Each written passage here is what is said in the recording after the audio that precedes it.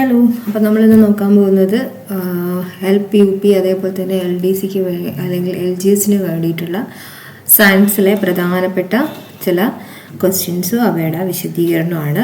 അപ്പോൾ ഞാൻ പറഞ്ഞതുപോലെ നമ്മൾ ഫോക്കസ് ഏരിയ അറിഞ്ഞുകൊണ്ട് തന്നെ നമ്മൾ പഠിത്തം തുടരുക. അപ്പോൾ സയൻസിൽ ഈ അടുത്ത് 2024 നമ്മുടെ സയൻസ് ഭാഗങ്ങളിൽ നിന്ന് ആവർത്തിക്കുന്ന ഫോക്കസ് ഏരിയ ക്വസ്റ്റ്യൻസാണ് നമ്മളിന്ന് ഡിസ്കസ് ചെയ്യുന്നത്. അതിൽ ഇപ്പോൾ റീസെൻ്റ്ലി നമുക്ക് ക്വസ്റ്റ്യൻസ് നോക്കുമ്പോൾ നമുക്ക് ഏറ്റവും കൂടുതൽ ആവർത്തിക്കുന്ന ഒരു ഭാഗമാണ് ഈ ഇലക്ട്രോൺ വിന്യാസം വെച്ചിട്ടുള്ള ചോദ്യങ്ങൾ. അതിൽ ആദ്യത്തെ ക്വസ്റ്റ്യൻ ഇതാണ്: എക്സ് എന്ന മൂലകത്തിൻ്റെ ഇലക്ട്രോൺ വിന്യാസം 281 ആയാൽ ആ മൂലകത്തിലെ ആകെ ഷെല്ലുകളുടെ എണ്ണം എത്ര? ഇത് നമുക്ക് അറിയാവുന്ന കാര്യമാണ്. ഇലക്ട്രോൺ വിന്യാസം 281 എന്ന് എഴുതി കഴിഞ്ഞാൽ നമുക്കറിയാം 2 എന്ന് പറയുമ്പോൾ K ഷെല്ലിലാണ്, 8 എന്ന് പറയുമ്പോൾ L ഷെല്ലിലാണ്, 1 എന്ന് പറയുമ്പോൾ M ഷെല്ലിലാണ്. എന്ന് വെച്ചാൽ ഇലക്ട്രോൺ വിന്യാസം 281 എന്ന് പറയുമ്പോൾ K shell, L shell, M shell അല്ലേ. അപ്പോൾ ആകെ ഷെല്ലുകളുടെ എണ്ണം എത്രയാണ്? 3 ആണ്. പിന്നെ പലരും ചോദിച്ച ഒരു ക്വസ്റ്റ്യനാണ്, നമ്മൾ പല ക്ലാസ്സുകളിലായിട്ട് ഇലക്ട്രോൺ വിന്യാസം എഴുതുന്നത് ഒന്ന് സിമ്പിളായിട്ട് പറഞ്ഞു തരാമോ മിസ് എന്ന് പലരും ചോദിച്ചിട്ടുണ്ട്. അപ്പോൾ ഇലക്ട്രോൺ വിന്യാസം എഴുതാൻ നിങ്ങൾ ബൈഹാർട്ട് ചെയ്യണമെന്നില്ല, നമുക്ക് ഈ ഒരു രീതിയിൽ നമുക്ക് എഴുതാൻ പറ്റും. ഇപ്പം നമുക്കറിയാം സബ് ഇലക്ട്രോണിക് വിന്യാസമാണ് ഞാൻ പറയുന്നത്. നമ്മുടെ സബ് ഷെല്ലിൽ വെച്ചിട്ടുള്ള ഇലക്ട്രോൺ വിന്യാസം എഴുതുന്ന രീതിയാണ് പറയുന്നത്. അപ്പോൾ നമുക്കറിയാം, ഇപ്പോൾ ഒന്നാമത്തെ ഷെല്ലിൽ ആര് മാത്രമേ ഉള്ളൂ? 1 സെക്കൻഡ്. നമുക്കറിയുന്ന കാര്യമാണ്, ഒന്നാമത്തേൽ ആര് മാത്രമേ ഉള്ളൂ? എസ് മാത്രമേ ഉള്ളൂ അല്ലേ. അപ്പം നമ്മൾ എഴുതും ഫസ്റ്റ് 1s. ഇനി താഴെ നമ്മൾ എഴുതും എന്താണ്? രണ്ടാമത്തേലേക്ക് വരുമ്പോൾ രണ്ടാമത്തേൽ ആരൊക്കെയാണുള്ളത്? രണ്ടാമത്തേൽ എസ്സും ഉണ്ട്, രണ്ടാമത്തേൽ പിയും ഉണ്ട്. അതിനെ ഇങ്ങനെ എഴുതും. ഇനി മൂന്നാമത്തേൽ വരുമ്പോൾ നമുക്ക് എന്തുണ്ട്? എസ് ഉണ്ട്, പി ഉണ്ട്, മൂന്നാമത്തേൽ ആരും ഉണ്ട്? ഡിയും ഉണ്ട്. അപ്പം ഇങ്ങനെ എഴുതും. ഇനി നാലാമത്തേൽ വരുമ്പോൾ ആരൊക്കെയുണ്ട്? നാലാമത്തേൽ എസ് ഉണ്ട്, നാലാമത്തേൽ പി ഉണ്ട്, നാലാമത്തേൽ ഡി ഉണ്ട്, പിന്നെ നാലാമത്തേൽ ആരും കൂടെ വരും? എഫും കൂടെ വരും. ഓക്കെ, അപ്പം ഇങ്ങനെ അങ്ങ് എഴുതിയാൽ മതി. എന്നിട്ട് അതിന് ശേഷം നിങ്ങൾ ഇങ്ങനെതാ ഈ ഒരു ഏറാ മാർക്ക് പോകുന്നത് പോലെ ഇങ്ങനെ എഴുതാം. ആദ്യം 1s തുടങ്ങുക അല്ലേ. 1s നേരെ ഇങ്ങനെ ആരോ ഇട്ട് കൊടുക്കുക, കാണുന്നുണ്ടല്ലോ നിങ്ങൾ. പിന്നെ ഇതിലേക്ക് 2s പോകും. പിന്നെ 2s ഇലക്ട്രോൺ നിറഞ്ഞ് എങ്ങോട്ടേക്ക് പോകും? 2p പോകും. 2p നിറഞ്ഞ് പിന്നെ 3s പോകും. 3s കഴിഞ്ഞ് നിറഞ്ഞ് 3p 3p പിന്നെ കണ്ടോ 4s പോവുക. പിന്നെ 4s 3d, 3d നിറഞ്ഞ് പിന്നെ 4p പിന്നെ 5s. അപ്പോൾ ഈ ഒരു രീതിയിൽ നിങ്ങൾ എഴുതി കഴിഞ്ഞു കഴിഞ്ഞാൽ നിങ്ങൾക്ക് എന്താണ്? എളുപ്പമാണ്. കണ്ടോ, ഇങ്ങനെ ആരോ ഇട്ട് നിങ്ങൾ പോയാൽ മതി. മനസ്സിലായോ? ഈ ഒരു ആരോ ഇങ്ങനെ ഇട്ടിട്ട് നിങ്ങൾ ഈ രീതിയിൽ വരച്ച് പോയി കഴിഞ്ഞാൽ നിങ്ങൾക്ക് ബൈഹാർട്ട് ചെയ്യേണ്ട കാര്യമില്ല, അത് മനസ്സിലാവും. അപ്പം ആദ്യം നമുക്ക് ഈ ഒരു രീതിയിൽ എഴുതാം. ആദ്യത്തേൽ 1s ഉണ്ട്. അപ്പം എസ് ഒക്കെ ഒരേ നിരയിൽ വരുന്ന വിധത്തിൽ എഴുതുക, പി ഒക്കെ ഒരേ നിരയിൽ വരുന്ന വിധത്തിലും ഡി ഒരേ നിരയിൽ എഫ്. നിങ്ങൾക്ക് മാക്സിമം ഇത്രയേ വരൂ, അതുകൊണ്ടാണ് ഞാൻ അത്രയും പറഞ്ഞത്. ഓക്കെ ആണല്ലോ. അടുത്തത് ഇതാണ് ഒരു ക്വസ്റ്റ്യൻ. ഇത് വന്നിരിക്കുന്നത് ഇതാണ്: ഡിവൈസ് ക്ലോഷർ എന്നറിയപ്പെടുന്ന ചികിത്സാ രീതി ഏത് അവയവുമായി ബന്ധപ്പെട്ടിരിക്കുന്നു? ഡിവൈസ് ക്ലോഷർ എന്ന് പറയുന്ന ചികിത്സാ രീതി ഏത് അവയവുമായി ബന്ധപ്പെട്ടിരിക്കുന്നു ചോദിച്ചു കഴിഞ്ഞാൽ അത് ഹൃദയമാണ്. അടുത്ത എപ്പോഴും ഇപ്പം റിപ്പീറ്റായി ചോദിക്കുന്ന ഒരു ക്വസ്റ്റ്യൻ ആണ്, ഒരു ആംഫോടെറിക് ഓക്സൈഡിന് ഉദാഹരണം. ഇത് നമ്മുടെ SCRT ഫാക്റ്റാണ്. അപ്പോൾ ആംഫോടെറിക് ഓക്സൈഡ് എന്ന് പറഞ്ഞാൽ തന്നെ നിങ്ങൾ മനസ്സിലാക്കുക, 2 സ്വഭാവം കാണിക്കുക. ആസിഡ് സ്വഭാവവും ബേസിക് സ്വഭാവവും കാണിക്കുന്നതിനെയാണ് നമ്മൾ എന്ത് പറയുക? ആംഫോടെറിക്. ഓക്കെ, അപ്പോൾ ആസിഡിക് സ്വഭാവവും ബേസിക് സ്വഭാവവും കാണിക്കുന്ന ഓക്സൈഡുകളാണ് എന്തെന്ന് പറയുന്നത്? ആംഫോടെറിക് ഓക്സൈഡ്. ആംഫോടെറിക് ഓക്സൈഡിന് ഒരു എക്സാമ്പിളാണ് സിങ്ക് ഓക്സൈഡ്. ഒരു എക്സാമ്പിളും കൂടെ നമ്മൾ പഠിക്കണം, അതാണ് അലൂമിനിയം ഓക്സൈഡ്. അപ്പോൾ ആംഫോടെറിക് ഓക്സൈഡിന് എക്സാമ്പിളാണ് aluminium oxide and zinc oxide. ഓർക്കുമല്ലോ. അടുത്ത ക്വസ്റ്റ്യൻ ഇതാണ്. ഇപ്പോൾ ക്വസ്റ്റ്യൻസിൽ ആവർത്തിക്കുന്ന ഒരു ഭാഗമാണ് ഇത്. താഴെ തന്നിരിക്കുന്ന ജോഡികളിൽ സമ ഇലക്ട്രോണിക് സ്പീഷീസ് ഏതാണ്? അപ്പോൾ സമ ഇലക്ട്രോണിക് സ്പീഷീസ് അല്ലെങ്കിൽ ഐസോ ഇലക്ട്രോണിക് സ്പീഷീസ്, ഇത് നമ്മൾ ഒരു ക്ലാസ്സിൽ എടുത്തിട്ടുണ്ട്, എന്നാലും നമ്മൾ ഒന്നും കൂടെ പറയാം. സമ ഇലക്ട്രോണിക് സ്പീഷീസ് അല്ലെങ്കിൽ ഐസോ ഇലക്ട്രോണിക് സ്പീഷീസ്. അപ്പോൾ പേര് തന്നെ ഉണ്ട് സമ. എന്ന് പറഞ്ഞാൽ എന്താ? തുല്യം. ഇലക്ട്രോണിക്, അപ്പോൾ തുല്യ എണ്ണം ഇലക്ട്രോണുകളുള്ള സ്പീഷീസിനെയാണ് നമ്മൾ എന്തെന്ന് പറയുന്നത്? സമ ഇലക്ട്രോണിക് സ്പീഷീസ് അല്ലെങ്കിൽ ഐസോ ഇലക്ട്രോണിക് സ്പീഷീസ് എന്ന് പറയുന്നത്.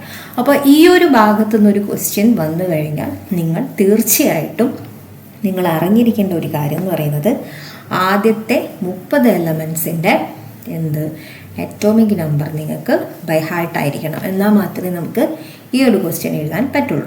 ഓക്കെ, അപ്പോൾ തുല്യ എണ്ണം ഇലക്ട്രോണുകളുള്ള സ്പീഷീസ് ആണ് എന്തെന്ന് പറയുന്നത് സമ ഇലക്ട്രോണിക് സ്പീഷീസ്. ഇപ്പോൾ ഞാൻ എപ്പോഴും നിങ്ങളോട് പറഞ്ഞിട്ടുണ്ട്, ഇവിടെ ഇപ്പോൾ നിങ്ങൾ കാണുന്നുണ്ടോ ഒരു O2 മൈനസ് Mg2+, അല്ലേ? അപ്പോൾ ഞാൻ നിങ്ങളോട് എപ്പോഴും പറയാറുണ്ട്, ഏതെങ്കിലും ഒരു സ്പീഷീസിൻ്റെ മേലെ പ്ലസ് എന്ന് കാണുകയാണെങ്കിൽ അതിൻ്റെ അർത്ഥം എന്താണ്? ഒരു ഇലക്ട്രോൺ കുറവ്. ഓക്കെ, ഇനി ഏതെങ്കിലും ഒന്നിൻ്റെ മേലെ ഇങ്ങനെ മൈനസ് എന്ന് കാണുകയാണെങ്കിൽ അതിൻ്റെ അർത്ഥം എന്താണ്? ഒരു ഇലക്ട്രോൺ കൂടുതൽ. മൈനസ് എന്ന് പറഞ്ഞാൽ തന്നെ നിങ്ങൾക്കറിയാം ഇലക്ട്രോണിൻ്റെ ചാർജ് എന്താണ്? നെഗറ്റീവാണ്. അപ്പോൾ A- എന്ന് പറയുമ്പോൾ ഒരു ഇലക്ട്രോൺ കൂടുതൽ. ഈ ഒരു കാര്യം കൂടെ നിങ്ങൾ ഓർക്കണം. അപ്പോൾ ഞാൻ പറയുകയാണ് സമ ഇലക്ട്രോണിക് സ്പീഷീസിന് എക്സാമ്പിൾ Na+ഉം Mg2+ഉം സമ ഇലക്ട്രോണിക് സ്പീഷീസ് ആണെന്ന് ഞാൻ പറയാം. അപ്പോൾ അതിൻ്റെ അർത്ഥം നോക്കിക്കഴിഞ്ഞാൽ ഇപ്പോൾ നമുക്കറിയാം സോഡിയത്തിൻ്റെ അറ്റോമിക് നമ്പർ എത്രയാണ്? സോഡിയത്തിൻ്റെ അറ്റോമിക് നമ്പർ 11 ആണ്. അപ്പോൾ 11 എന്ന് പറയുമ്പോൾ അറ്റോമിക് നമ്പർ എന്ന് പറഞ്ഞാൽ അത്ര ഈസ് ഈക്വൽ ടു എന്തിൻ്റെ എണ്ണാണ്? ഇലക്ട്രോണുകളുടെ എണ്ണ അല്ലേ? അപ്പോൾ സോഡിയത്തിൽ 11 ഇലക്ട്രോൺ ഉണ്ട്. അപ്പോൾ Na+ എന്ന് പറയുമ്പോൾ ഒരു ഇലക്ട്രോൺ കുറവല്ലേ? അപ്പോൾ എത്ര ഇലക്ട്രോൺ ഉണ്ടാവും? 10 ഇലക്ട്രോൺ. അതേപോലെ Mg2+ എന്ന് പറയുമ്പോൾ മെഗ്നീഷ്യത്തിൻ്റെ അറ്റോമിക് നമ്പർ 12 ആണ്. ഓക്കെ, അപ്പോൾ 12 എന്ന് പറയുമ്പോൾ 2+ എന്ന് പറയുമ്പോൾ അതിൽ എത്ര കുറവാണ്? 2 എണ്ണം കുറവല്ലേ? അപ്പോൾ Mg2+ എന്ന് പറയുമ്പോൾ അതിൽ 2 എണ്ണം കുറവാണ്. എന്ന് വെച്ചാൽ എത്ര ഇലക്ട്രോൺ ആണ്? 10 ഇലക്ട്രോൺ. അപ്പോൾ നമുക്ക് പറയാം Na+ലും അതേപോലെ തന്നെ Mg2+ലും എത്ര ഇലക്ട്രോണേ ഉള്ളൂ? 10 ഇലക്ട്രോണേ ഉള്ളൂ. അതുകൊണ്ട് ഇത് എന്ത് സ്പീഷീസാണ്? സമ ഇലക്ട്രോണിക് സ്പീഷീസാണ്, അല്ലെങ്കിൽ ഐസോ ഇലക്ട്രോണിക് സ്പീഷീസാണ്. ഓക്കെ, ഇനി താഴെ തന്നിരിക്കുന്ന ജോലികളിൽ ഇതിൽ ഉത്തരമില്ല. ജസ്റ്റ് ഒന്ന് നമുക്ക് ഇതേപോലെ ഇവിടെ ഒരു Na+ എന്നുണ്ടായിരുന്നെങ്കിൽ ഉത്തരം ശരിയാകുമായിരുന്നു. അല്ലെ, ഇവിടെ നമുക്കൊന്ന് നോക്കിക്കഴിഞ്ഞാൽ ഇപ്പോൾ Na+ O2 മൈനസ് ഇങ്ങനെയുണ്ടല്ലോ, Na+ O2 മൈനസ്. അപ്പോൾ Na+ എന്ന് പറയുമ്പോൾ ഞാൻ പറഞ്ഞു സോഡിയത്തിൻ്റെ അറ്റോമിക് നമ്പർ എത്രയാണ്? 11 ആണ്. Na+ എന്ന് പറയുമ്പോൾ 1 കുറവ്. അപ്പോൾ എത്ര ഇലക്ട്രോൺ? 10 ഇലക്ട്രോൺ. അതേപോലെ O2 മൈനസ് അല്ലേ? O2 മൈനസ് എന്ന് പറയുമ്പോൾ ഓക്സിജൻ്റെ അറ്റോമിക് നമ്പർ എത്രയാണ്? 8 ആണ്. അപ്പോൾ O2 മൈനസ് എന്ന് പറയുമ്പോൾ 2 മൈനസ്. അപ്പോൾ ഞാൻ പറഞ്ഞിട്ടുണ്ട് മൈനസ് എന്ന് പറഞ്ഞാൽ എന്താണ്? കൂടുതൽ എന്നല്ല അർത്ഥം. അപ്പോൾ എത്ര എണ്ണം കൂടുതലാണ്? 2 മൈനസ് 2 എണ്ണം കൂടുതലാണ്. അപ്പോൾ 8ൻ്റെ കൂടെ 2 എണ്ണം കൂട്ടിയാൽ എത്രയാണ്? 10. അപ്പോൾ നമുക്ക് പറയാം Na+ലും O2 മൈനസിലും എത്ര ഇലക്ട്രോൺ ആണുള്ളത്? 10 ഇലക്ട്രോൺ ആണുള്ളത്. അതുകൊണ്ട് ഇത് എന്ത് സ്പീഷീസാണ്? ഐസോ ഇലക്ട്രോണിക് സ്പീഷീസ് ആണെന്ന് പറയാം. വേറെ എക്സാമ്പിൾ പറയുകയാണെങ്കിൽ എന്താണ് പറയാം?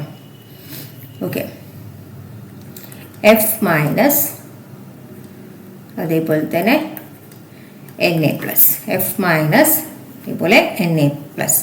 F- എന്ന് പറയുമ്പോൾ ഫ്ലൂറിനാണ്. ഫ്ലൂറിൻ്റെ അറ്റോമിക് നമ്പർ എത്രയാണ്? ഫ്ലൂറിൻ്റെത് അറ്റോമിക് നമ്പർ 9 ആണ്. അപ്പോൾ F- എന്ന് പറയുമ്പോൾ എന്താണ് അർത്ഥം? അതിൽ ഒരു ഇലക്ട്രോൺ കൂടുതൽ. ദാറ്റ് മീൻസ് 10 ഇലക്ട്രോൺ ഉണ്ട് എന്നാണ് അർത്ഥം. ആണല്ലോ. അങ്ങനെയാണെങ്കിൽ Na+ലും എത്ര ഇലക്ട്രോൺ ആണ്? 10 ഇലക്ട്രോൺ ആണ്. അപ്പോൾ നമുക്ക് പറയാം F- Na+ഉം എന്ത് സ്പീഷീസാണ്? ഐസോ ഇലക്ട്രോണിക് സ്പീഷീസ് ആണ്. ഇനി എപ്പോഴും 10 അല്ല കേട്ടോ വരിക. നമ്മൾ എക്സാമ്പിൾ പറയുമ്പോൾ അങ്ങനെ പറയുന്നതെന്ന് മാത്രം. ഓക്കെ, ഫോർ എക്സാമ്പിൾ പറയുകയാണെങ്കിൽ ഞാൻ പറയാണ് എന്താ ഇവിടെ എഴുതാം Mg(Al+). ഓക്കെ, Mgയും Al+ഉം. അപ്പോൾ മഗ്നീഷ്യത്തിൻ്റെ അറ്റോമിക് നമ്പർ എത്രയാണ്? 12 ആണ് അല്ലേ? അലൂമിനിയത്തിൻ്റെ അറ്റോമിക് നമ്പർ എത്രയാണ്? അലൂമിനിയത്തിൻ്റെ അറ്റോമിക് നമ്പർ 13 ആണ്. അപ്പോൾ അലൂമിനിയത്തിൻ്റെ അറ്റോമിക് നമ്പർ 13 ആണ്. അപ്പോൾ Al+ എന്ന് പറയുമ്പോൾ അതിൽ എത്ര ഇലക്ട്രോണേ ഉണ്ടാവും? 1 കുറവല്ലേ? അപ്പോൾ 12. അപ്പോൾ മഗ്നീഷ്യത്തിൻ്റെയും Al+ലും എത്ര ഇലക്ട്രോൺ ആണ്? 12 ഇലക്ട്രോൺ ആണ്. അപ്പോൾ നമുക്ക് പറയാം മഗ്നീഷ്യവും Al+ഉം എന്ത് സ്പീഷീസാണ്? സമ ഇലക്ട്രോണിക് സ്പീഷീസാണ്, അല്ലെങ്കിൽ ഐസോ ഇലക്ട്രോണിക് സ്പീഷീസാണ്. ഓക്കെ, കാര്യങ്ങൾ മനസ്സിലാകുമെന്ന് വിചാരിക്കുന്നു. ഇത് അറിയണമെങ്കിൽ എന്തറിയണം നിങ്ങൾക്ക്? അറ്റ്ലീസ്റ്റ് ഒരു 20 എണ്ണം അല്ല 20 30 എണ്ണത്തിൻ്റെയെങ്കിലും എന്താ അറിയിക്കുക, അറ്റോമിക് നമ്പർ നിർബന്ധമായും നിങ്ങൾ പഠിക്കുക. ഇത് മാത്രമല്ല, നമുക്ക് ഇലക്ട്രോൺ വിന്യാസം എഴുതുന്ന ക്വസ്റ്റ്യനിലാണെങ്കിലും അങ്ങനെ നമ്മൾ എന്തായാലും തീർച്ചയായിട്ടും ആദ്യത്തെ 30 എലമെൻസിൻ്റെ അറ്റോമിക് നമ്പർ ആ ഒരു ഓർഡറിൽ പഠിച്ച് തന്നെ വെക്കുക. ഓക്കെ, അടുത്ത ക്വസ്റ്റ്യൻ ഇതാണ്. അടുത്ത ഒരു ഫോക്കസ് ഏരിയ ആണ് ഇതെന്ന് പറയുന്നത്. ഇപ്പോൾ റീസെൻ്റായിട്ട് വരുന്ന ക്വസ്റ്റ്യനിൽ ഏറ്റവും കൂടുതൽ അങ്ങോട്ടും ഇങ്ങോട്ടും മാറ്റി ചോദിക്കുന്ന ഒരു ടൈപ്പ് ക്വസ്റ്റ്യനാണ് ഇത്. ഐസ് ചൂടാക്കുമ്പോൾ ജലമായി മാറുന്ന പ്രക്രിയക്ക് അനുയോജ്യമായത് കണ്ടെത്തുക. അപ്പോൾ ഇവിടെ ഒരു ക്വസ്റ്റ്യൻ വരുന്നത് ഇതാണ് മെയിനായിട്ട്, സോളിഡ്, ലിക്വിഡ്, ഗ്യാസ് മോളിക്യൂൾസിൻ്റെ പ്രത്യേകത. അത് വെച്ചിട്ട് വരുന്ന ക്വസ്റ്റ്യൻസ് ആണ് ഇത്. ഇതേപോലെ ക്വസ്റ്റ്യൻ വന്നത് ഇതാ. ഓക്കെ, അപ്പോൾ നമുക്ക് ഇത് നോക്കാം. അപ്പോൾ നിങ്ങൾ മനസ്സിലാക്കണ്ടേ, ഇവിടെ പിക്ചർ കൊടുത്തിട്ടുണ്ട്. ഇത് സോളിഡ് മോളിക്യൂൾസ്, ഇത് ലിക്വിഡ് മോളിക്യൂൾസ്, ഇത് ഗ്യാസ് മോളിക്യൂൾസ്. ഓക്കെ, അപ്പോൾ നിങ്ങൾക്ക് ഈ പിക്ചറിൽ നിന്ന് തന്നെ മനസ്സിലാവും സോളിഡ് മോളിക്യൂൾസ് എങ്ങനെയാണുള്ളത്, വളരെ അടുത്തടുത്ത് ഒരു ഗ്യാപ്പും ഇല്ലാണ്ടാണ് ഉള്ളത്. ഇനി ലിക്വിഡ് ആണെങ്കിലോ കുറച്ച് മോളിക്യൂൾസ് ഇങ്ങനെ വിട്ടിട്ടാണ് ഉള്ളത്. ഇനി ഗ്യാസ് ആണെങ്കിലോ കുറച്ചും കൂടെ അകലത്തിലാണുള്ളത്. അപ്പോൾ ഈ ഒരു പിക്ചർ നിങ്ങൾക്ക് മനസ്സിലുണ്ടെങ്കിൽ ഈ ഒരു പാറ്റേൺ ക്വസ്റ്റ്യൻസ് നിങ്ങൾക്ക് എഴുതാൻ പറ്റും. അപ്പോൾ സോളിഡിൻ്റെ പ്രത്യേകത എന്താണ്, മോളിക്യൂൾസ് ഇങ്ങനെ അടുത്തടുത്താണ് ഉള്ളത്. ഓക്കെ, വളരെ അടുത്തടുത്താണ് ഉള്ളത്.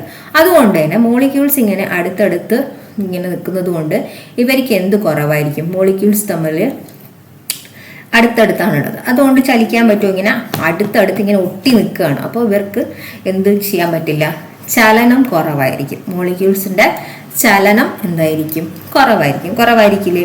പിന്നെ അതേസമയം ഇങ്ങനെ മോളിക്യൂൾസ് ഇങ്ങനെ അടുത്തടുത്ത് നിൽക്കുകയാണ് അല്ലേ, അടുത്തടുത്ത് നിൽക്കുമ്പോൾ എന്ത് കൂടുതലായിരിക്കും, ഇവിടെ ആകർഷണം കൂടുതലായിരിക്കും.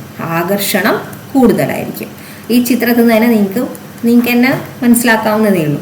ചലനം കുറവായിരിക്കും, ആകർഷണം എന്തായിരിക്കും, കൂടുതലായിരിക്കും. ഈ ചലനം കുറവായതുകൊണ്ട് തന്നെ ഇവരുടെ എന്തും കുറവായിരിക്കും, ഊർജവും കുറവായിരിക്കും. കാരണം നമ്മളിങ്ങനെ ഒരാൾ പിടിച്ചിങ്ങനെ വെക്കാകുമ്പോൾ നമുക്ക് ഊർജ്ജം ഉണ്ടാവുമോ, നമ്മളൊന്ന് ഫ്രീ ആയിട്ട് വിടുമ്പോഴല്ലേ നമുക്ക് നല്ല ചാടിത്തുള്ളി പോകാൻ പറ്റും.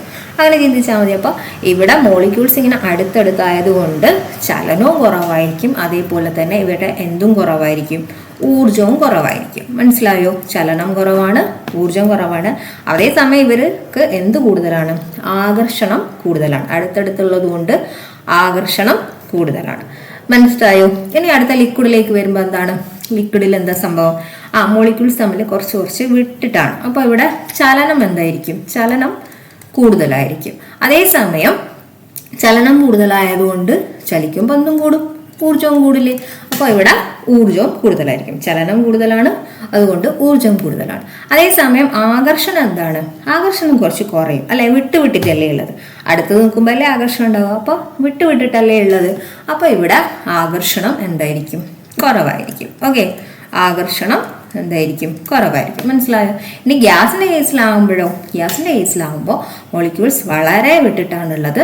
ലിക്വിഡിൻ്റെ കേസിൽ പറഞ്ഞതുപോലെ തന്നെ അതിനേക്കാളും കുറച്ചും കൂടെ കൂടുതലായിരിക്കും. ഇവിടെ ചലനം വളരെ കൂടുതലായിരിക്കും, ഊർജം വളരെ കൂടുതലായിരിക്കും, അതേപോലെ തന്നെ ആകർഷണം എന്തായിരിക്കും, കുറവായിരിക്കും. അപ്പോൾ ഇതിൽ ഏറ്റവും കൂടുതൽ സോളിഡ്, ലിക്വിഡ്, ഗ്യാസ് വെച്ച് നോക്കുമ്പോൾ ഏറ്റവും കൂടുതൽ ചലന സ്വാതന്ത്ര്യവും അതേപോലെ തന്നെ ഊർജവും കൂടുതൽ ആർക്കാണ്, ഗ്യാസ് മോളിക്യൂളിനാണ്. കാരണം മോളിക്യൂൾസ് ഇങ്ങനെ വിട്ടിട്ടാണുള്ളത് അല്ലേ. അപ്പോൾ നല്ല ഫ്രീ ആയിട്ട് ചലിക്കാൻ പറ്റും. ഫ്രീ ആയിട്ട് ചലിക്കുന്നത് കൊണ്ട് തന്നെ ഊർജവും കൂടുതലായിരിക്കും.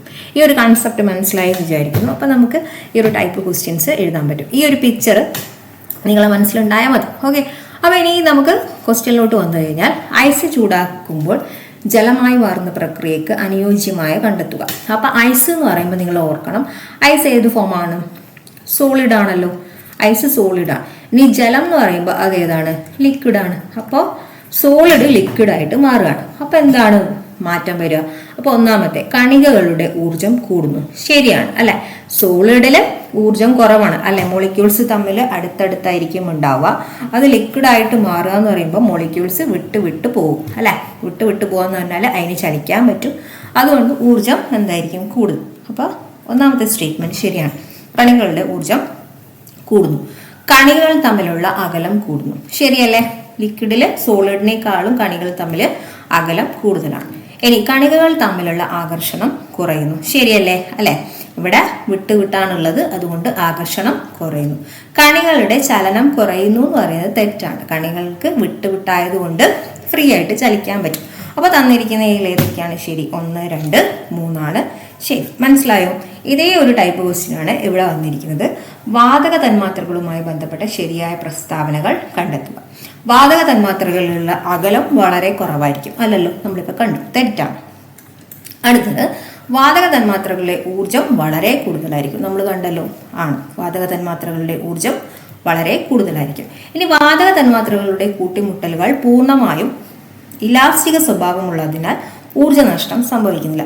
അപ്പോൾ നിങ്ങളിവിടെ ഓർക്കേണ്ടത്, ഞാൻ പറഞ്ഞിട്ടുണ്ട്, ഏറ്റവും കൂടുതൽ എനർജി അല്ലെങ്കിൽ ഏറ്റവും കൂടുതൽ ചലന സ്വാതന്ത്ര്യമുള്ളത് ഏതിനാണ്? ഗ്യാസ് മോളിക്യൂൾസിനാണ്. അപ്പം ചലിക്കാൻ ഒരു എനർജി ഉണ്ടല്ലോ, അതാണ് ഇവിടെ എന്ത് എനർജി എന്ന് പറയുന്നത്? നമ്മൾ കൈനറ്റിക് എനർജി. അപ്പോൾ ഇവരുടെ കൂട്ടിമുട്ടലുകളിൽ ഇവർക്ക് പരമാവധി എന്തുണ്ടാവും? ഈ ഭയങ്കര മൂവ്മെൻ്റ് ആണല്ലോ, അപ്പോൾ ഇവർക്ക് പരമാവധി എന്തുണ്ടാവും? കൈനറ്റിക് എനർജി ഉണ്ടാവും. ഈ കൈനറ്റിക് എനർജി മുഴുവൻ ഈ കൂട്ടിമുട്ടലിൽ ഉപയോഗിക്കുന്നത് കൊണ്ട് ഇവിടെ എന്ത് സംഭവിക്കുന്നില്ല? ഊർജ്ജനഷ്ടം സംഭവിക്കുന്നില്ല. അതൊരു കൺസെപ്റ്റാണ്. അപ്പം നിങ്ങൾ മനസ്സിലാക്കി വെക്കുക, വാതക തന്മാത്രകളുടെ കൂട്ടുമുട്ടലുകളിൽ എന്ത് സംഭവിക്കുന്നില്ല? ഊർജ്ജനഷ്ടം ഒരിക്കലും എന്ത് ചെയ്യില്ല? സംഭവിക്കുന്നില്ല. ഈ പോയിന്റും കൂടെ നിങ്ങൾ ഈ ഭാഗത്തു നിന്ന് ഓർത്തു വെക്കുക. ഓക്കെ, അടുത്ത ക്വസ്റ്റ്യൻ ഇതാണ്. ഇത് നിങ്ങൾക്ക് നമ്മൾ പഠിച്ചതാണ്. ഗ്യാസ് ലോസ് നമ്മൾ കോഡൊക്കെ ഇട്ട് പഠിച്ചതാണ് അല്ലേ? ബോയിൽസ് ലോ അല്ലേ? Boyle's law, Charles law, Avogadro law, BCA അല്ലെ? BCA കാർ വേഴ്സസ് മത്സരം നടക്കുന്നു. ആരായിട്ടായിരുന്നു? നമ്മുടെ പത്താൻസ്, PTN. Boyle's law, Charles law, Avogadro law എന്ന് ഇങ്ങനെ എഴുതാം. ഇത് ബോയിൽസ് ലോ, ഇത് ചാൾസ് ലോ, ഇത് അവഗാഡ്രോ ലോ വേഴ്സസ് PTN അല്ലെ? പത്താൻസും തമ്മിലായിരുന്നു നമ്മുടെ മത്സരം എന്നൊക്കെ പറഞ്ഞിട്ട് നമ്മൾ കോഡിട്ട് പഠിച്ചതാണ്. അപ്പോൾ ബോയിൽസ് ലോ എന്ന് പറയുന്നത് ഏതും തമ്മിലുള്ള റിലേഷനാണ്.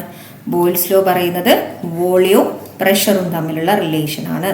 ചാൾസ് ലോ പറയുന്നത് ഏതും തമ്മിലുള്ള റിലേഷനാണ്. വോളിയവും ടെമ്പറേച്ചറും തമ്മിലുള്ള റിലേഷനാണ്. അവഗാഡ്രോ ലോ പറയുന്നത് ഏതും തമ്മിലുള്ള റിലേഷനാണ്. വോളിയവും തന്മാത്രകളുടെ എണ്ണം അല്ലെങ്കിൽ നമ്പർ ഓഫ് മോൾസും തമ്മിലുള്ള റിലേഷനാണെന്നൊക്കെ നമ്മൾ പഠിച്ചതാണ്. ഇനി ഗ്രാഫ്, പിന്നെ ബോയിൽസ് ലോയിൽ നിങ്ങൾ ഓർക്കേണ്ടത് ആദ്യത്തെ ആൾ അല്ലേ?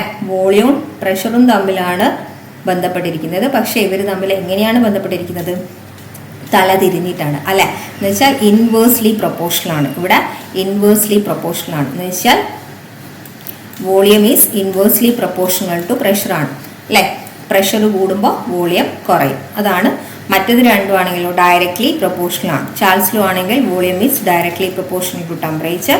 അവഗാഡ്രോ ലോ ആണെങ്കിൽ volume is directly proportional to number of moles. അപ്പോൾ നിങ്ങളോട് ഞാൻ പറഞ്ഞിട്ടുണ്ട്, ഏതൊരു ഗ്രാഫ് വന്നു കഴിഞ്ഞാലും പ്രഷർ നിങ്ങൾ എക്സ് ആക്സിസിലും വൈ ആക്സിസിലും നോക്കുക. പ്രഷറും വോളിയം ഉണ്ട്. ഇവിടെ നോക്കിക്കഴിഞ്ഞാൽ ഒരു TV അതൊന്നും നിങ്ങൾ മൈൻഡ് ചെയ്യേണ്ട. പ്രഷർ ഉണ്ട്, ഇവിടെ ഒരു വോളിയം ഉണ്ട്. അപ്പോൾ ഈ ഒരു ഗ്രാഫ് ഏതും തമ്മിലുള്ള റിലേഷനാണ് തന്നിരിക്കുന്നത്. പ്രഷറും വോളിയവും തമ്മിലുള്ള റിലേഷൻ ആണെങ്കിൽ അത് ബോയിൽ നിയമമാണ്. ഈ ഒരു ഗ്രാഫ് വന്നിട്ട് വോളിയവും ടെമ്പറേച്ചറും തമ്മിലുള്ള റിലേഷൻ ആണെങ്കിൽ അത് ചാൾസ് നിയമമാണ്. ഇനി ഒരു ഗ്രാഫ് വന്നിട്ട് അത് വോളിയവും നമ്പർ ഓഫ് മോൾസ് തമ്മിലുള്ള റിലേഷൻ ആണെങ്കിൽ അത് ഏത് നിയമമാണ്? അവഗാഡ്രോ. പിന്നെ ഒരു നിയമം കൂടെ നമ്മൾ പഠിച്ചിട്ടുണ്ടല്ലോ, അതാണ് ഗേ-ലൂസാക്ക്. പ്രഷറും അല്ലേ ടെമ്പറേച്ചറും നമ്മൾ ലൂസ്റ്റോക്ക്, ഗേ-ലൂസാക്ക് PT പീരീഡാണ് ലൂസ്റ്റോക്ക് പറയാന്നൊക്കെ പറഞ്ഞിട്ട് നമ്മൾ കോഡിട്ട് പഠിച്ചതാണ്. അപ്പോൾ പ്രഷറും ടെമ്പറേച്ചറും ആണ്. ഒരു ഗ്രാഫ് തന്നിട്ട് പ്രഷറും ടെമ്പറേച്ചറും ആണെങ്കിൽ ഒരു ഗ്രാഫ് തരുന്നു, എന്നിട്ട് പ്രഷറും ടെമ്പറേച്ചറും തമ്മിലാണെങ്കിൽ അത് ഗേ-ലൂസാക്ക് നിയമമാണ്. നിങ്ങൾക്ക് അതിൻ്റെ കൂടുതൽ നല്ല വിശദമായിട്ടുള്ള ക്ലാസ് കാണണമെങ്കിൽ നമ്മുടെ ചാനലിലുണ്ട്. വാതക നിയമങ്ങൾ കാണാവുന്നതാണ്. ഓക്കെ, അപ്പോൾ ഇവിടെ ഉത്തരം ഗ്രാഫ് പ്രഷറും വോളിയവും തമ്മിലാണ്, അത് ബോയിൽ നിയമമാണ്. അടുത്ത താഴെ കൊടുത്തിരിക്കുന്നതിൽ ശരിയായത്. അപ്പോൾ തന്നിരിക്കുന്നതിൽ ഹിന്റ് തന്നിട്ടുണ്ട്, പ്രവൃത്തി, ബലം, പവർ. അപ്പോൾ നമുക്കറിയാം അല്ലെ, പവർ എന്ന് പറയുന്നത് work done in unit time അല്ലെ? പവർ എന്ന് പറഞ്ഞാൽ എന്താണ്? വർക്ക് ബൈ ടൈമാണ്. പവർ എന്ന് പറഞ്ഞാൽ വർക്ക് ബൈ ടൈമാണ്. അപ്പോൾ നമുക്ക് ഇങ്ങനെ P = വർക്കിന് പകരം എന്താ എഴുതാം? W/T എഴുതാൻ പറ്റും. അല്ലെങ്കിൽ നമുക്ക് മാറ്റി എഴുതാം. ഈ ടീനെ ഇങ്ങോട്ടേക്ക് എടുക്കാമല്ലോ. ബൈ ടീനെ ഇങ്ങോട്ട് എടുക്കുമ്പോൾ എന്താവും? ഇൻറ്റു ടി എന്നാവും. അപ്പോൾ നമുക്ക് എഴുതാം W = P × T എന്ന് എഴുതാൻ പറ്റുമല്ലോ. അപ്പോൾ ഉത്തരം ഇതാണ്, W = P × T എന്നാണ് ഇവിടെ ഉത്തരം. അപ്പോൾ ഇക്വേഷൻസ് ഒക്കെ പഠിച്ചു വെച്ചോളൂ. പ്രധാനമായിട്ടുള്ള ഫോഴ്സിൻ്റെയും പവറിൻ്റെയും വർക്കിൻ്റെയൊക്കെ ഇക്വേഷൻസ് ഒന്ന് നോക്കി വെച്ചേക്കാം, ചോദിക്കുന്നുണ്ട്. ഓക്കെ, അടുത്തത് ഇതാണ് 50 കിലോഗ്രാം മാസുള്ള ഒരു കല്ലും 4.5 കിലോഗ്രാം മാസുള്ള ഒരു കല്ലും 25 മീറ്റർ പൊക്കമുള്ള ഒരു കെട്ടിടത്തിന്റെ മുകളിൽ നിന്ന് ഒരുമിച്ച് താഴേക്കിടുന്നു. ഏതു കല്ലായിരിക്കും ആദ്യം താഴെ എത്തുക? അപ്പൊ നിങ്ങൾ മനസ്സിലാക്കേണ്ട ഒരു കാര്യം, താഴേക്ക് വീഴുക എന്ന് പറയുമ്പോൾ ശരിക്കും പറഞ്ഞാൽ ഏതൊരു വസ്തുവും താഴേക്ക് വീഴുക എന്ന് പറയുമ്പോൾ അത് ഭൂമി അതിൻ്റെ അടുത്തേക്ക് അതിനെ ആകർഷിക്കുക എന്നാണ് അതിൻ്റെ ഒരു സയൻസ് എന്ന് പറയുന്നത്. ഭൂമി അതിൻ്റെ ആകർഷണ വലയത്തിലേക്ക് അതിനെ അട്രാക്ട് ചെയ്യാണ്. അപ്പോൾ അത് നമ്മൾ പറയുക ജി വെച്ചിട്ടാണ്, ആക്സിലറേഷൻ ഡ്യൂ ടു ഗ്രാവിറ്റി വെച്ചിട്ടാണ് ആ ഒരു കൺസെപ്റ്റിനെ നമ്മൾ എക്സ്പ്ലെയിൻ ചെയ്യാം. ഓക്കെ, ഫോൾ ചെയ്യുക എന്ന് പറഞ്ഞാൽ ഭൂമിൻ്റെ അടുത്തേക്ക് അത് ആകർഷിക്കുന്നതാണ്. ആ ഒരു കൺസെപ്റ്റ് നമ്മൾ ആക്സിലറേഷൻ ഡ്യൂ ടു ഗ്രാവിറ്റി വെച്ചാണ് പറയുക. അപ്പോൾ നമ്മൾ ജിയുടെ ഇക്വേഷനൊക്കെ നമ്മൾ പഠിച്ചിട്ടുണ്ട്. G is equal to GM/r² എന്നൊക്കെ നമ്മൾ എല്ലാ ക്ലാസ്സിലും ഒരുപാട് ക്ലാസ്സുകളിൽ നമ്മൾ പറഞ്ഞതാണ്. അപ്പോൾ ഈ ഇതിൽ തന്നെ നമുക്ക് മനസ്സിലാവും ഇവിടെ ജി എന്ന് പറഞ്ഞാൽ ഭൂഗുരുത്വ ത്വരണ കോൺസ്റ്റന്റ് ആണ്. ഓക്കെ, ഗ്രാവിറ്റേഷണൽ കോൺസ്റ്റന്റ് ആണ്. എം എന്ന് പറയുന്നത് ഭൂമിയുടെ മാസ് ആണ്. ആർ എന്ന് പറയുന്നത് ഭൂമിയുടെ റേഡിയസ് ആണ്. അപ്പോൾ ഈ ഒരു പതിക്കുന്ന കല്ലിനെ എന്താണ് ഒരിക്കലും ആ പതിക്കുന്ന കല്ലിന്റെ മാസിനെ ആര് ഡിപ്പെൻഡ് ചെയ്യുന്നില്ല? ജി ഡിപ്പെൻഡ് ചെയ്യുന്നില്ല. ഏതിനെ മാത്രമേ ഡിപ്പെൻഡ് ചെയ്യുന്നുള്ളൂ? ഭൂമിയുടെ മാസിനെ മാത്രമേ ഡിപ്പെൻഡ് ചെയ്യുന്നു. അത് ഇപ്പം ഏത് വസ്തു ആണെങ്കിലും, ഭൂമിയിലേക്ക് പതിക്കുന്ന ഏത് വസ്തു ആണെങ്കിലും അത് ഭൂമിയുടെ മാസിനെ മാത്രമേ ഡിപ്പെൻഡ് ചെയ്യുന്നുള്ളൂ. ഒരിക്കലും ആ പതിക്കുന്ന കല്ലിന്റെ മാസിനെ എന്ത് ചെയ്യുന്നില്ല? ഡിപ്പെൻഡ് ചെയ്യുന്നില്ല. അപ്പോൾ നമുക്ക് പറയാൻ പറ്റും ഇവർ ഒരുമിച്ചായിരിക്കും എന്ത് ചെയ്യുക? താഴേക്ക് പതിക്കുക. കാരണം ഞാൻ പറഞ്ഞു, പതിക്കുക എന്ന് പറയുമ്പോൾ ഭൂമി അതിൻ്റെ ആകർഷണ വലയത്തിലേക്ക് ആകർഷിക്കുകയാണ് ചെയ്യുന്നത്. അത് നമ്മൾ പറയുക ഏത് വെച്ചിട്ടാണ്? ജി വെച്ചിട്ടാണ് പറയുക. അപ്പം ഈ ജി എന്ന് പറയുന്നത് ഒരിക്കലും എന്തിനെ ഡിപ്പെൻഡ് ചെയ്യുന്നില്ല? ഈ പതിക്കുന്ന ഏത് വസ്തുവാണോ പതിക്കുന്നത് അതിൻ്റെ മാസിനെ ഡിപ്പെൻഡ് ചെയ്യുന്നില്ല. അതുകൊണ്ട് തന്നെ നിങ്ങളിനിപ്പോൾ 50 അല്ല 100 അല്ല 150 അല്ല ഏത് മാസുള്ള കല്ലാണെങ്കിലോ അല്ലെങ്കിൽ മാങ്ങയാണെങ്കിലോ ചക്കയാണെങ്കിലോ നിങ്ങൾ ഇടുമ്പോൾ അത് ഒരുമിച്ച് തന്നെയായിരിക്കും വീഴുക. കാരണം അത് എന്തിനെ ഡിപ്പെൻഡ് ചെയ്യില്ല? മാസ്, ആ ഒരു പതിക്കുന്ന വസ്തുവിൻ്റെ മാസിനെ ഡിപ്പെൻഡ് ചെയ്യില്ല. അപ്പോൾ ഇവിടെ ഉത്തരം എന്താണ്? രണ്ടും ഒരുമിച്ച്. അടുത്ത ഇതാണ് ആവർത്തന പട്ടികയിൽ ഇടതു നിന്ന് വലതുവശത്തേക്ക് പോകുമ്പോൾ മൂലകങ്ങളുടെ രാസഭൗതിക ഗുണങ്ങളുമായി ബന്ധപ്പെട്ട തെറ്റായ പ്രസ്താവന. എപ്പോഴും PSC ഇപ്പോൾ ഫോക്കസ് ഏരിയ കൊടുത്തിരിക്കുന്ന ഒരു ക്വസ്റ്റ്യൻ. നമ്മൾ പല ക്ലാസ്സുകളിലായിട്ടും പ്രത്യേകമായിട്ടും ഈ ക്ലാസ്സുകളൊക്കെ ചെയ്തിട്ടുണ്ട്. കാണാത്തവർക്ക് നമ്മുടെ ചാനലിൽ ഉണ്ട്. അപ്പോൾ മൂലകങ്ങളുടെ അലോഹ സ്വഭാവം കൂടുന്നു. ശരിയാണ് അല്ലേ? ഇടതു നിന്ന് വലത്തോട്ട് പോകും തോറും നമ്മൾ പഠിച്ചിട്ടുണ്ട് എന്താണ്? അലോഹ സ്വഭാവം കൂടി വരുന്നു അല്ലെ? അലോഹ സ്വഭാവം കൂടി വരുന്നു അല്ലെ? ഗ്രൂപ്പിൽ നിന്ന് മുകളിൽ നിന്ന് താഴോട്ട് വരുന്തോറും എന്ത് സ്വഭാവമാണ് കൂടി വരിക? ലോഹ സ്വഭാവം കൂടി വരുന്നു എന്ന് നമ്മൾ പഠിച്ചിട്ടുണ്ട് അല്ലെ? ലോഹ സ്വഭാവം എന്ന് പറഞ്ഞാൽ എന്താ? ഇലക്ട്രോണുകളെ വിട്ടുകൊടുക്കാനുള്ള കഴിവ് അല്ലെ? ലോഹ സ്വഭാവം വേറെ രീതി പറഞ്ഞാൽ ഇലക്ട്രോണുകളെ വിട്ടുകൊടുക്കാനുള്ള കഴിവ്. ഇനി അലോഹ സ്വഭാവം എന്ന് പറഞ്ഞാൽ എന്താണ്? ഇലക്ട്രോണുകളെ പിടിച്ചു വെക്കാനുള്ള കഴിവ്. അതാണ്. അപ്പോൾ പീരിയോഡിക് ടേബിളിന് ഇടത് നിന്ന് വലതോട്ട് പോകുന്നതോറും അലോഹ സ്വഭാവമാണ് കൂടി വരിക. ഗ്രൂപ്പിൽ നിന്ന് താഴോട്ട് വരുന്നതോറും, മുകളിൽ നിന്ന് താഴോട്ട് വരുന്നതോറും ലോഹ സ്വഭാവമാണ് കൂടി വരിക. അപ്പം ആവർത്തന പട്ടികയിൽ ഇടത് നിന്ന് വലതുവശത്തേക്ക് പോകുമ്പോൾ മൂലകങ്ങളുടെ രാസഭൗതിക ഗുണങ്ങളുമായി ബന്ധപ്പെട്ട തെറ്റായ പ്രസ്താവനയാണ് ഇത് ചോദിക്കുന്നത്. അപ്പോൾ മൂലകങ്ങളുടെ അലോഹ സ്വഭാവം കൂടുന്നു എന്ന് പറയുന്നത് ശരിയാണ്. ഇനി വാലൻസ് ഇലക്ട്രോണുകളുടെ എണ്ണം കൂടുന്നു. എന്താണ് ഈ വാലൻസ് ഇലക്ട്രോൺ എന്ന് പറഞ്ഞാൽ? വാലൻസ് ഇലക്ട്രോൺ എന്ന് പറഞ്ഞു കഴിഞ്ഞാൽ ഏറ്റവും പുറമേയുള്ള ഷെല്ലിലുള്ള ഇലക്ട്രോണിനെയാണ് എന്തെന്ന് പറയുന്നത്? വാലൻസ് ഇലക്ട്രോൺ എന്ന് പറയുന്നത്. അത് നമുക്കറിയാം. ഇപ്പോൾ ഒന്നാമത്തെ ഗ്രൂപ്പ്, രണ്ടാമത്തെ ഗ്രൂപ്പ് എന്നൊക്കെ പറയുമ്പോൾ ഒന്നാമത്തെ ഗ്രൂപ്പിലുള്ള ഇപ്പം എലമെന്റ്സിന്റെ ഇലക്ട്രോൺ വിന്യാസം എഴുതി കൊടുത്തു കഴിഞ്ഞാൽ വാലൻസ് ഇലക്ട്രോണുകളുടെ എണ്ണം എത്രയായിരിക്കും? 1 ആയിരിക്കും. ഇനി രണ്ടാം ഗ്രൂപ്പിലുള്ള മൂലകങ്ങളുടെ വാലൻസ് ഇലക്ട്രോണുകളുടെ എണ്ണം എഴുതി കഴിഞ്ഞാൽ വാലൻസ് ഇലക്ട്രോണുകളുടെ എണ്ണം എത്രയായിരിക്കും? ഏറ്റവും പുറമേയുള്ള ഷെല്ലിലെ ഇലക്ട്രോണുകളുടെ എണ്ണം 2 ആയിരിക്കും. ഇതിങ്ങനെ കൂടിയാണ് പോവുക. ഓക്കെ, നിങ്ങൾ ഓരോ ഗ്രൂപ്പിലെ എടുത്ത് നോക്കിക്കഴിഞ്ഞാൽ 1, 2, ഇപ്പം 3-ാം ഗ്രൂപ്പിലാണെങ്കിൽ 3 ഇലക്ട്രോൺ, 4-ാം ഗ്രൂപ്പിലാണെങ്കിൽ 4, അങ്ങനെയാണ് പോവുക. മനസ്സിലായോ? അപ്പോൾ ഇടതു നിന്ന് വലതോട്ട് പോകും തോറും എന്തിന്റെ എണ്ണവും കൂടി വരുന്നു? വാലൻസ് ഇലക്ട്രോണുകളുടെ എണ്ണവും കൂടുന്നു എന്ന് പറയുന്നതും ശരിയാണ്. ഇനി ഇലക്ട്രോണുകളെ വിട്ടുകൊടുക്കാനുള്ള കഴിവ് കൂടുന്നു ഇല്ല. ഇടത് നിന്ന് വലതോട്ട് പോകും തോറും എന്ത് സ്വഭാവമാണ് കൂടുന്നത്? അലോഹ സ്വഭാവമാണ് കൂടുതൽ. എന്ന് വെച്ചാൽ അലോഹ സ്വഭാവം എന്ന് പറഞ്ഞാൽ ഇലക്ട്രോണുകളെ വിട്ടുകൊടുക്കാനുള്ള കഴിവാണോ? അല്ല, ഇലക്ട്രോണിനെ പിടിച്ചു വെക്കാനുള്ള കഴിവാണ്. അപ്പൊ ഇവിടെ ഇതാണ് തെറ്റ്. അല്ലെ. ഇനി ഇലക്ട്രോണുകളെ വിട്ടുകൊടുക്കാനുള്ള കഴിവ് കൂടുന്നത് എവിടെയാണ്? ഗ്രൂപ്പിൽ നിന്ന് മുകളിൽ നിന്ന് താഴോട്ട് വരുമ്പോൾ ഇലക്ട്രോണുകളെ വിട്ടുകൊടുക്കാനുള്ള കഴിവ് കൂടുന്നു എന്നാണ് ചോദിച്ചിരുന്നെങ്കിൽ അത് ശരിയാണ്. ഇവിടെ ഏതാണ് ഇടത് നിന്ന് വലതുവശത്തേക്ക് പോകുന്നു എന്ന് ചോദിച്ചത് വെച്ചാൽ പീരീഡിലുള്ള കാര്യമാണ് ചോദിച്ചിരിക്കുന്നത്. അപ്പൊ ഇവിടെ തെറ്റായ പ്രസ്താവന ഏതാണ്? ഇലക്ട്രോണുകളെ വിട്ടുകൊടുക്കാനുള്ള കഴിവ് കൂടുന്നു. ഇനി മൂലകങ്ങളുടെ ഓക്സൈഡുകളുടെ അമ്ല സ്വഭാവം കൂടുന്നു. ഇതും നിങ്ങൾ പഠിച്ചു വെക്കാം. ഓക്കെ, മൂലകങ്ങളുടെ ഓക്സൈഡുകളുടെ അമ്ല സ്വഭാവം കൂടുന്നു എന്ന് പറയുന്ന ഒരു പ്രത്യേകത കൂടി എന്തുണ്ട് അവിടെ ഉണ്ട് എന്നുള്ളത് നിങ്ങൾ ഓർത്തു വെക്കുക. ഓക്കെ, അടുത്തത് ഇതാണ്. എക്സ് എന്ന മൂലകത്തിന്റെ ആറ്റത്തിൽ 3 ഷെല്ലുകളുണ്ട്. നേരത്തെ പറഞ്ഞ ക്വസ്റ്റ്യന്റെ വേറൊരു പാറ്റേൺ.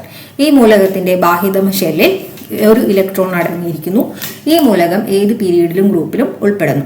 അപ്പൊ നമുക്കറിയാം പീരീഡ് എന്ന് പറയുന്നത് ഈസ് ഈക്വൽ ടു എന്താണ്? ഷെല്ലുകളുടെ എണ്ണമാണ് അല്ലെ. എത്ര ഷെല്ലുണ്ടോ അതായിരിക്കും അതിന്റെ പീരീഡ്. ഇപ്പോൾ ഒരു ഷെല്ലാണെങ്കിൽ അത് 1-ാം പീരീഡിലാണ്, 2 ഷെല്ലാണെങ്കിൽ അത് 2-ാം പീരീഡിലാണ്, 3 ഷെല്ല് എന്ന് പറയുമ്പോൾ അത് 3-ാം പീരീഡാണ്. അപ്പൊ തന്നെ നമുക്ക് ഉത്തരം കിട്ടി. ഇനി മൂലകത്തിന്റെ ബാഹ്യതമ ഷെല്ലിൽ ഒരു ഇലക്ട്രോൺ. അപ്പൊ ബാഹ്യതമ ഷെല്ലിൽ ഒരു ഇലക്ട്രോൺ ആണെങ്കിൽ അത് 1-ാം ഗ്രൂപ്പാണ്, 2 ഇലക്ട്രോൺ ആണെങ്കിൽ അത് 2-ാം ഗ്രൂപ്പാണ്. അങ്ങനെയാണ് പോകുന്നത്. അപ്പൊ ഉത്തരം കിട്ടി 3-ാം പീരീഡ് 1-ാം ഗ്രൂപ്പ്. ഓക്കെ ആണോ? അടുത്ത ക്വസ്റ്റ്യൻ ഇതാണ്. ഹൈഡ്രജൻ വാതകത്തെ സംബന്ധിച്ച് താഴെ തന്നിരിക്കുന്ന പ്രസ്താവനകളിൽ ശരിയായത്. അപ്പൊ ഹൈഡ്രജൻ വാതകം കണ്ടുപിടിച്ചത് ആരാണ്? ഹെൻറി കാവൻഡിഷ് ആണ്. ശരിയാണ്. ഹൈഡ്രജൻ ഒരു ലോഹമാണ്. തെറ്റാണ്. ഹൈഡ്രജൻ ഒരു അലോഹമാണ്. ഇനി ഹൈഡ്രജന്റെ ഐസോട്ടോപ്പാണ് റേഡിയം. നമുക്കറിയാം ഹൈഡ്രജന്റെ ഐസോട്ടോപ്പാണ് ആരൊക്കെ? Protium, deuterium and tritium. ഇനി സൂര്യനിലെയും നക്ഷത്രങ്ങളിലെയും മുഖ്യ ഘടകം ഹൈഡ്രജനാണ്. അപ്പോൾ 1ഉം 4ഉം ആണ് എന്തെന്ന് പറയുന്നത് ഇവിടെ ശരിയായ ഉത്തരം എന്ന് പറയുന്നത്. ഓക്കെ, അടുത്ത ക്വസ്റ്റ്യൻ ഇതാണ്. താഴെ കൊടുത്തിരിക്കുന്നവയിൽ ഹൈഡ്രജൻ വാതകം ഉണ്ടാകുന്നത് ഏത് സന്ദർഭത്തിലാണ്? ഇത് സാധാരണ തിരിച്ചാണ് ചോദിക്കാറുള്ളത്. ഹൈഡ്രോക്ലോറിക് ആസിഡ് സിങ്കുമായി പ്രവർത്തിക്കുമ്പോൾ ഉണ്ടാകുന്ന വാതകം ഏതെന്നാണ് ചോദിക്കുക. ഇത് നേരെ തിരിച്ചു ചോദിച്ചു. അപ്പൊ നമുക്കറിയാം ഹൈഡ്രജൻ വാതകം ഉണ്ടാകുന്നത് HCl, ഹൈഡ്രോക്ലോറിക് ആസിഡ്. HCl ഏതുമായിട്ട് പ്രവർത്തിക്കുമ്പോഴാണ്? സിങ്കുമായിട്ട് പ്രവർത്തിക്കുമ്പോഴാണ് ഏത് വാതകം പുറത്തേക്ക് വരിക? ഹൈഡ്രജൻ വാതകം പുറത്തേക്ക് വരിക. പുറത്തോടുക. ഹൈഡ്രോക്ലോറിക് ആസിഡ് സിങ്ക് ലോഹവുമായി പ്രവർത്തിക്കുമ്പോൾ പുറത്തേക്ക് വരുന്ന വാതകം ചോദിച്ചാൽ ഹൈഡ്രജൻ ആണ്. അല്ലെങ്കിൽ ഹൈഡ്രജൻ വാതകം ഉണ്ടാകുന്ന പ്രവർത്തനം ചോദിച്ചു കഴിഞ്ഞാൽ HCl, ഹൈഡ്രോക്ലോറിക് ആസിഡും സിങ്കുമായിട്ടുള്ള പ്രവർത്തനത്തിലാണ് ഏത് വാതകം പുറത്തേക്ക് വരിക? ഹൈഡ്രജൻ വാതകം പുറത്തേക്ക് വരിക. അത് ഒരു വസ്തുവിന് അതിന്റെ ചലനം കൊണ്ടുണ്ടാകുന്ന ഊർജ്ജമാണ് ഗതികോർജ്ജം. ഗതികോർജ്ജം താഴെ തന്നിരിക്കുന്നവയിൽ എന്തിനെയെല്ലാം ആശ്രയിച്ചിരിക്കുന്നു? നമുക്കറിയാവുന്നതാണ്. Kinetic energy is equal to എന്താണ്? 12mv² ആണ്. നമ്മൾ ഇക്വേഷൻ പഠിക്കുന്നതാണ് അല്ലെ. എന്ന് വെച്ചാൽ ഗതികോർജ്ജം അല്ലെങ്കിൽ കൈനറ്റിക് എനർജി എന്തിനെ ഡിപ്പെൻഡ് ചെയ്യുന്നു? മാസ്, വെലോസിറ്റി അല്ലെ. Mass, velocity. വെലോസിറ്റി ആണ് എന്തെന്ന് പറയുന്നത്? പ്രവേഗം എന്ന് പറയുന്നത്. മാസ് ഇൻറ്റു വെലോസിറ്റി ആണ്. 12mv² ആണ്. അപ്പോൾ ഇതിൽ എന്തിനെയൊക്കെ ഡിപ്പെൻഡ് ചെയ്യുന്നത്? മാസിനെയും പ്രവേഗത്തിനെയും. അപ്പോൾ 2ഉം 3ഉമാണ് ഉത്തരം എന്ന് പറയുന്നത്. അടുത്ത ക്വസ്റ്റ്യൻ ഇതാണ്. ശബ്ദ തരംഗവുമായി ബന്ധപ്പെട്ട് താഴെ തന്നിരിക്കുന്ന പ്രസ്താവനകളിൽ ശരി അല്ലാത്ത. അപ്പൊ വസ്തുക്കളുടെ കമ്പനം മൂലമാണ് ശബ്ദം ഉണ്ടാകുന്നത്. നമ്മൾ പഠിക്കുന്നതാണ്. വസ്തുക്കൾ കമ്പനം ചെയ്യുമ്പോഴാണ് ശബ്ദം ഉണ്ടാകുന്നത്. പിന്നെ ശബ്ദത്തിന് സഞ്ചരിക്കാൻ മാധ്യമം ആവശ്യമാണ്. ശരിയാണ്. ഇനി സാധാരണഗതിയിൽ ഒരാൾക്ക് എത്ര മുതൽ എത്ര വരെ? 20 ഹെർട്സ് മുതൽ 20,000 ഹെർട്സ് വരെ ആവൃത്തിയുള്ള ശബ്ദം എന്ത് ചെയ്യാൻ പറ്റും? കേൾക്കാൻ കഴിയും. ഇനി ശബ്ദം ഏറ്റവും വേഗത്തിൽ സഞ്ചരിക്കുന്നത് വായുവിലാണ് എന്ന് പറയുന്നത് തെറ്റാണ്. ഏതിലാണ്? സോളിഡിലാണ് ശബ്ദം ഏറ്റവും കൂടുതൽ വേഗത്തിൽ സഞ്ചരിക്കുക. പിന്നെ ലിക്വിഡില്, പിന്നെയാണ് ഏതിൽ വരുന്നത്? ഗ്യാസ്. ഇതാണ് ശബ്ദത്തിന്റെ വേഗതയുടെ ഓർഡർ എന്ന് പറയുന്നത്. ഏറ്റവും വേഗത സോളിഡാണ്. കാരണം അത് തന്നെ നമുക്ക് മനസ്സിലാകും. നേരത്തെ നമ്മൾ പറഞ്ഞ കൺസെപ്റ്റ് തന്നെ അവിടെ ഓർത്താൽ മതി അല്ല. ഇങ്ങനെ സോളിഡ് ആകുമ്പോൾ മോളിക്യൂൾസ് ഇങ്ങനെ അടുത്തടുത്താണ്, ലിക്വിഡ് ആകുമ്പോൾ കുറച്ച് കുറച്ച് വിട്ടിട്ടാണ്, ഗ്യാസ് എന്ന് പറയുമ്പോൾ കുറച്ച് കൂടുതൽ അകലത്തിലാണ്. അപ്പൊ കമ്പനം ചെയ്യുമ്പോഴല്ലേ ശബ്ദം ഉണ്ടാകുന്നത്. അപ്പൊ ഒന്നിൽ തട്ടി അടുത്തതിൽ തട്ടിയിട്ടാണ് ശബ്ദം ഉണ്ടാവുക. അപ്പൊ സോളിഡ് ആവുമ്പോൾ മോളിക്യൂൾസ് തമ്മിൽ അടുത്താണുള്ളത്. അപ്പൊ വേഗം കമ്പനം ചെയ്യാൻ പറ്റും. അതുകൊണ്ട് ശബ്ദത്തിന്റെ വേഗത സോളിഡിൽ കൂടുതലായിരിക്കും. അതേസമയം ലിക്വിഡിലാണെങ്കിലോ മോളിക്യൂൾസ് കുറച്ച് വിട്ടിട്ടല്ലേ ഉള്ളത്. അതുകൊണ്ട് അത്ര പെട്ടെന്ന് എന്ത് ചെയ്യാൻ പറ്റില്ല, മോളിക്യൂൾ തമ്മിൽ കമ്പനം ചെയ്യാൻ പറ്റില്ല. അപ്പൊ കുറച്ചും കൂടെ സ്പീഡ് കുറയും. ഇനി ഇവിടെ ആണെങ്കിലും ഗ്യാസ് ആണെങ്കിലും കുറച്ചും കൂടെ ദൂരത്താണ്. അപ്പോൾ കമ്പനം ചെയ്യുന്നത് കുറച്ചും കൂടെ സ്പീഡ് കുറയും. അതുകൊണ്ട് തന്നെ ശബ്ദത്തിന്റെ സ്പീഡും കുറയും. അപ്പോൾ ഇതും കൂടെ ഓർത്തു വെച്ചിരിക്കാം. ഓക്കെ, അപ്പം ഇത്രയാണ് നമ്മുടെ ക്ലാസ് എന്ന് പറയുന്നത്. ഇതുപോലെയുള്ള കൂടുതൽ ക്ലാസ്സുകളായിട്ട് നമുക്ക് വീണ്ടും കാണാം. അതുവരേക്കും ബായ്. ഇത്രയാണ് ക്വസ്റ്റ്യൻ എന്നാണ് എൻ്റെ ഒരു ധാരണ. ഓക്കെ, ലാസ്റ്റ് ക്വസ്റ്റ്യൻ ഇത് തന്നെയാണ്. ഓക്കെ, അപ്പം നമുക്ക് വീണ്ടും കാണാം ഇതുപോലെയുള്ള ക്ലാസ്സുകളായിട്ട്. Okay, by.